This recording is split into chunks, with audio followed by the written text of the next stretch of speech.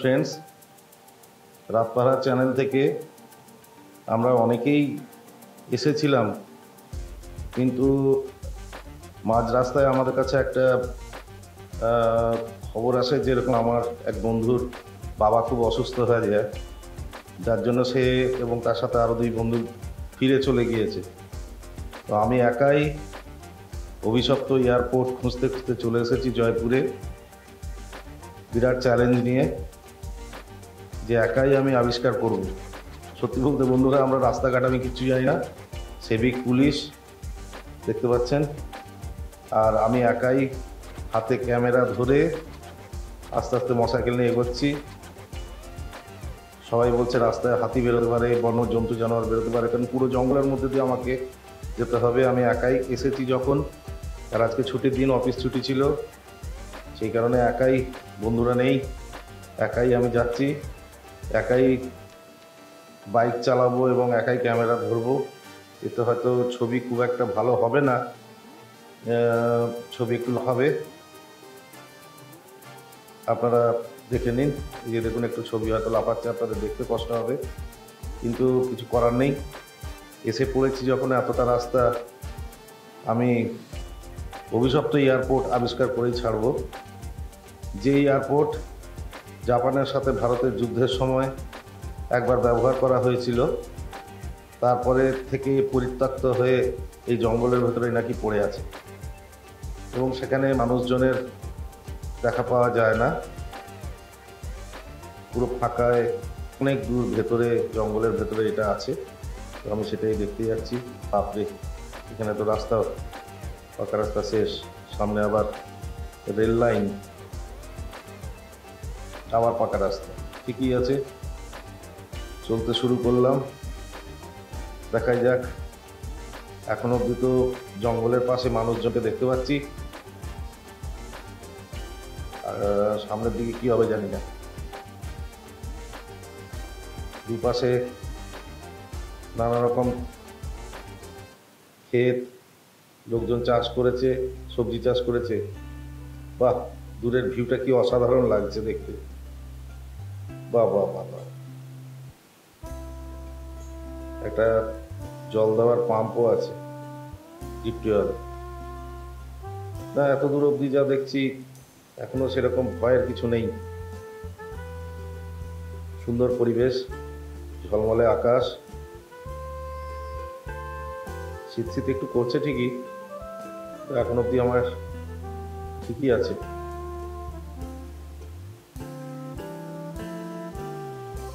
বিশাল বড় একটি ঝিল, একটু দাঁড়িয়ে নিলাম,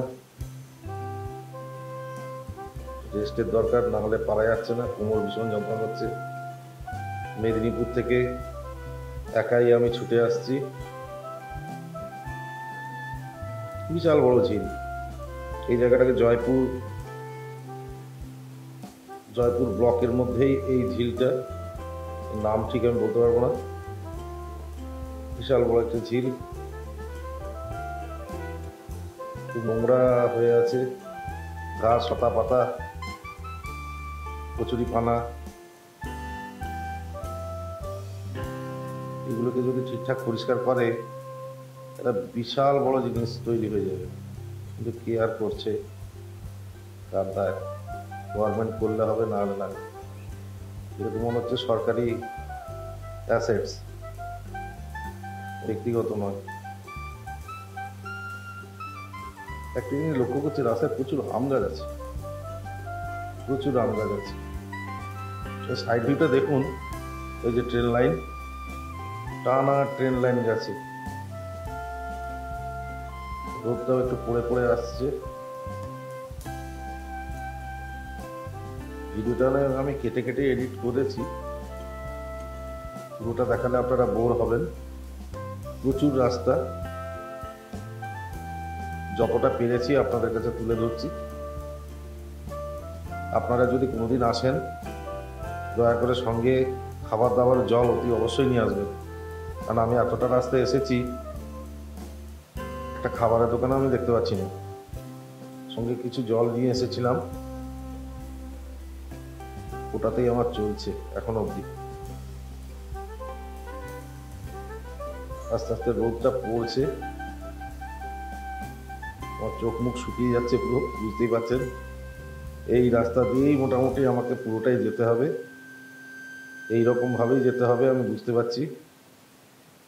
রাস্তায় কিছু পাবো বলেও মনে হয় না। তো চারদিকের ভিউটা দেখাচ্ছি আপনাদের। খুব ভালো লাগছে আমার একা এখানে আসতে, সঙ্গে বন্ধুরা হয়তো নেই, কিন্তু এই যে দূরের ভিউটা দেখতে পাচ্ছেন না, এটা দেখে আমার মনটা খুব উৎফুল্ল হয়ে গেল। আবার চলতে শুরু করেছি, মাঝে মধ্যে দু একটা বাইক আমাকে ক্রস করে বেরিয়ে যাচ্ছে, যেহেতু আমার হাতে ক্যামেরা আছে, অ্যাকশন ক্যামেরা, যার জন্য আমি আমার গতিবেগ খুব একটা বেশি বাড়াতে পারছি না, আস্তে আস্তেই যাচ্ছি। দেখা যাক, যেহেতু আমি রাস্তাঘাট চিনি না, পাকা রাস্তা ধরেই চলেছি। একজন জিজ্ঞেস করেছিলাম, উনি বললেন এই পাকা রাস্তা ধরেই যাবেন, আপনি পেয়ে যাবেন। যাই হোক, ওই বয়স্ক ভদ্রলোকের কথা বিশ্বাস করেই আমি এগিয়ে যাচ্ছি। এই যে আবার একটি বাইক গেল, এইভাবেই যাচ্ছি। এবারে আস্তে আস্তে মনে হচ্ছে আমি জঙ্গলে প্রবেশ করছি। ভাই, এইবারে তো জঙ্গল পড়বে মনে হচ্ছে। আরে বাপ রে, হ্যাঁ, দুই পাশেই জঙ্গল, ঘুটঘুটে জঙ্গল। কি হবে জানি না, হে ভগবান রক্ষা করো। আরে সর্বনাশ, কোথায় যাচ্ছি রে বাপ, কেউ যদি রাস্তায় ধরে আমায় কেউ বাঁচাবার থাকবে না। আর যদি হাতিও বেরোয় তাহলেও হয়েছে। বাবা রে, জয় মা দুর্গা। চলো, যা হয় হয়। বন্ধুরা সঙ্গে থেকো। জয় রাত পাহারার জয়। এরি বাপ, বাবা এরা কারা? ও, এই তো কলেজের দুই ছেলে, দুটি ছাত্র দাঁড়িয়ে আছে দেখছি। চলছি চলছি, চলার আর শেষ নেই। তবে একটা জিনিস অদ্ভুত লাগছে, রাস্তাটা কিন্তু খুব একটা খারাপ না, বাইকের জন্য যথেষ্টই ভালো। বড় গাড়ি গেলে হয়তো একটু অসুবিধা হবে, হ্যাঁ, কিন্তু বাইকের জন্য এখানে মনে হচ্ছে জঙ্গলটা কাটা হয়েছে, একটু ফাঁকা, এবং সেই কাটা চারাগুলো থেকে আবার গাছ বেরিয়েছে। এই জায়গাটা একটু ফাঁকা টাইপ।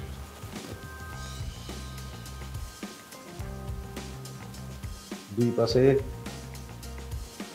ঘন জঙ্গল,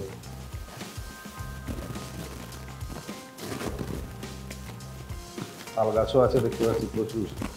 আবার অনেকে এখানে পাতা শুকোতে দিয়েছে, পাতার ওই শাল পাতা দিয়ে থালা তৈরি হয় না, তো রাস্তার উপরে শুকোচ্ছে। আবার এগুলোই পরে থালা বানিয়ে লোকে বিয়ে বাড়িতে এই যেরকম থালা তৈরি হচ্ছে, পাতাগুলোকে শুকোচ্ছে, এরপর থালা তৈরি হচ্ছে। আমি মোটামুটি প্রায় অর্ধেক রাস্তায় মনে হচ্ছে চলে এসেছি।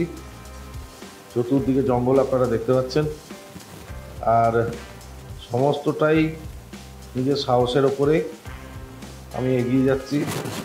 মাঝে মাঝে ভয় হচ্ছে, প্রচণ্ড খিদেও পেয়েছে, জানি না মাঝপথ থেকে কোথাও কি দেখাই যাক।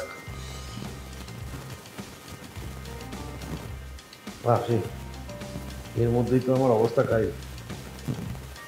যাচ্ছি তো যাচ্ছি, শেষ আর হয় না। এখানে একটা আদিবাসী পাড়া আছে মনে হচ্ছে, হ্যাঁ, আদিবাসী পাড়া একটা। আচ্ছা আচ্ছা, বাহ, দারুণ জায়গায় এসেছি। এখানে একটা ব্রিজ আছে, ভাড়াই ব্রিজ আছে এখানে। তো ছোট্ট ব্রিজের উপর দিয়ে পেরোতে হবে। এখানে ছোট খালের মতো একটা দেখতে পাচ্ছি, জল খুব একটা পরিষ্কার নয়, নোংরা জল। তবে এটা দিয়ে মনে হচ্ছে এরা ওই যে মেশিন চলছে, চাষবাস করে মনে হয়। ওই যে দূরে একটা জল ট্যাঙ্ক, এখানে আবার দুটো রাস্তা দুই দিকে চলে গিয়েছে। মোটামুটি আমার মোবাইলের ম্যাপে ডান দিকের রাস্তাটাই দেখাচ্ছে, বাঁ দিকের নয়। তো জিপিএস গুগলকে বিশ্বাস করেই আমি এখন যাব, কিছু করার নেই। যদি ভুল রাস্তায় যায় তো আমার কপাল। আপনাদেরকে পুরো ভিউটা দেখালাম এখানে। এই যে কিছু মোষ ধরাচ্ছেন এক ভদ্রলোক, ওনারাই ভালো আছেন, কোনো ঝামেলা নেই। যত ঝামেলা শহরের বুকে, শহরের মানুষের বেঁচে থাকার লড়াই, শান্ত পরিবেশ। যে মহিলারা সব কাপড় জামা কাটাকাটি করছেন, কেউ বাজার করে নিয়ে ফিরছে মনের আনন্দে।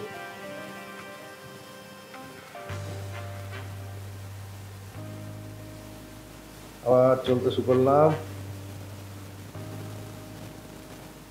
বাইকের অবস্থা একদম ধুলো হয়ে নোংরা। তবে একটা অদ্ভুত দেখলাম, এবারে আর পিচের রাস্তা পেলাম না, এখন দেখতে পাচ্ছি ঢালাই রাস্তা, জঙ্গলের ভেতর যাচ্ছে। তো আমার মনে হচ্ছে আমি বোধহয় প্রায় এসে গেছি নাকি, দেখা যাক। পুরো ঢালাই রাখা, ইংরেজ আমলে রাস্তা। এগুলোকে যদি ঠিকঠাক পরিষ্কার পরিচ্ছন্ন করে রাখা যেত, আজকে হয়তো এই রাস্তা দিয়ে অনেক কিছুই করা যেত, বা এয়ারপোর্টটাকেও একটা কাজে লাগানো যেত। দেখুন কি অবস্থায় পড়ে আছে, দুই পাশে ঝোপঝাড়, আর পুরো ঢালাই রোড। তখনকার দিনেও কিভাবে ঢালাই হয়েছে ভগবানই জানে। এই জঙ্গলের ভেতরে এত মালপত্র কি করে বয়ে নিয়ে এসেছিল, কি করে এবার করেছিল।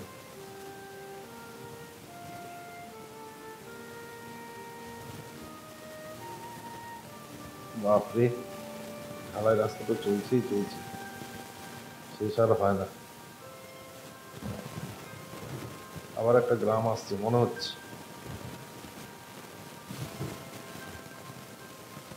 আবার একটি গ্রাম।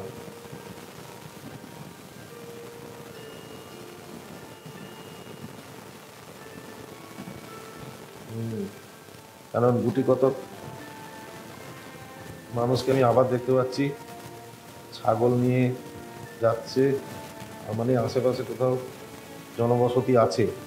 আবার ঢালাই রাস্তা শেষ হয়ে গেল, আবার মুরাম রাস্তা শুরু, তারপর আবার ঢালাই, আবার মুরাম, এইরকম ভাবে চলছে এখন। গাড়ি এলো প্রায় শেষের দিকে, জানি না কোথায় এয়ারপোর্ট। আরে ভাই, এয়ারপোর্ট কই? চলতেই থাকবো নাকি? কোন দেশে যাচ্ছি, কোথায় যাচ্ছি, কিছুই জানি না। বাপ রে বাপ, কোথায় এলাম? আবার তো এখানে 3-4টে রাস্তা, ডাঁয়ে বাঁয়ে, সোজাই যাই, যা হবে। তো গাড়ির চাকার দাগ, তার মানে এদিকে লোকজন আসে। তো গাড়ির চাকার দাগ দেখতে পাওয়া যাচ্ছে, তার মানে মনে হচ্ছে প্রায় কাছাকাছি আমি। আর বাতাস দিচ্ছে, ওই বাতাস দিচ্ছে। নিয়ে ক্যামেরা একটা ধরে গাড়ি চালানোর জায়গাটা খুব, রাস্তাটা খুব খারাপ, খুব খারাপ, খুব খারাপ। ক্যামেরা ভীষণ দুলছে।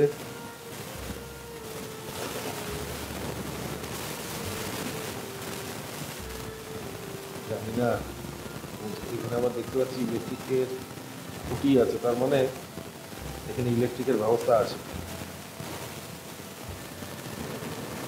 চলো বন্ধুরা, আরো যাই, যা আছে কপালে।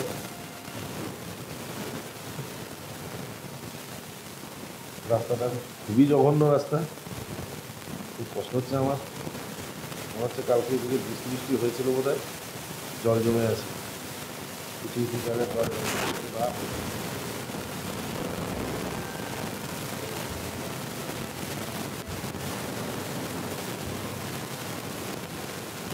জল রীতিমতো জল জমে আছে রাস্তায়। চলেছি, হচ্ছে ঘাটতি মনে করছি, পথ যদি না শেষ হয়,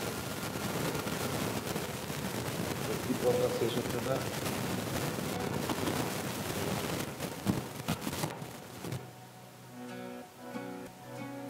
অদ্ভুত ব্যাপার, রাস্তায় মাঝে মধ্যে একজন দুজনকে দেখতে পাচ্ছি, এছাড়া এতটা রাস্তা আমি প্রায় 15-20 কিলোমিটার চলে এলাম,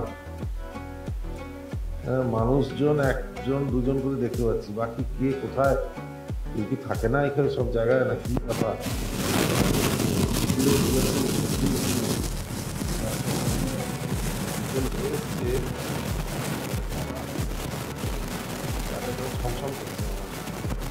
কে কোথাও নেই,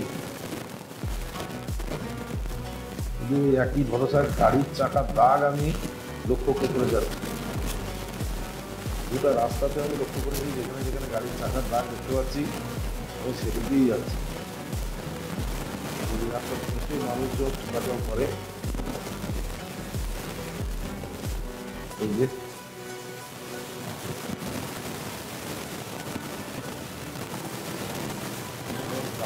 গাড়ি ক্যামেরাও লাফাচ্ছে, আমিও লাফাচ্ছি। আবার যদি বলে রাখো আগে খাবা, তার মানে কালকে বিকেলে বাঁকুড়া জেলায় ভালো খাওয়া, ওখানে আমার পেছনে পেছনেই আসছিল আমার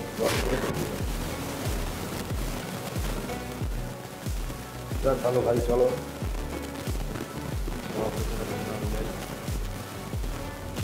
আচ্ছা। এখানে আমার বন দপ্তর অফিস একটা আছে, বন দপ্তরের অফিস।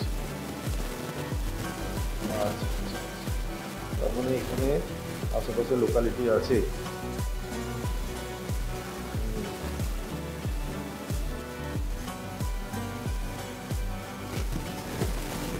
আবার সে একই রকমেরই রাস্তার জঙ্গল,